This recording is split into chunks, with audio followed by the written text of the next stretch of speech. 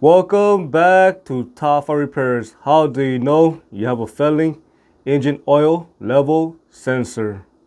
If your engine didn't come with a dipstick, then most likely you're going to have an engine oil level sensor.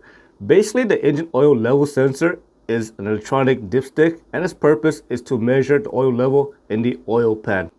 If you're wondering where the engine oil level sensor is located, it is going to be located on the bottom of the oil pan at the lowest point, and it is going to be mounted upside down like this. Depending on the design, most oil level sensor is going to contain a float.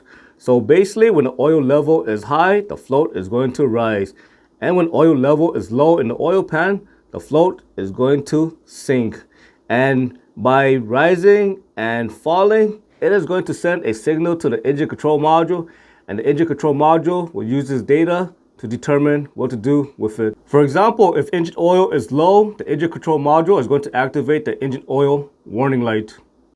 The engine oil level sensor is a very important sensor. When engine oil is low, the engine control module is going to set the vehicle into a safe mode. When it is in the safe mode, it can prevent the vehicle from starting. This is to prevent your engine running on little to no engine oil. When you have little to no engine oil, this can cause a lot of the engine bearings and moving components inside the engine to start to overheat due to lack of lubrication and increased friction. It is important for the engine oil level sensor to work properly. Sometimes contamination can cause issue to the float, and it can cause it to get stuck in a certain position. For example, if it gets stuck in the high position at all times, and when engine oil starts to drop and the float is still stuck up here, this is going to give a false reading of the engine oil level. This can actually cause a lot of issue to your engine again due to lack of lubrication and increased friction. Now the opposite can occur. If the float is stuck in a low position, then when you read the display, it's always going to say that oil level is always low. So the driver naturally is going to keep adding oil into the engine until it reaches to the max level.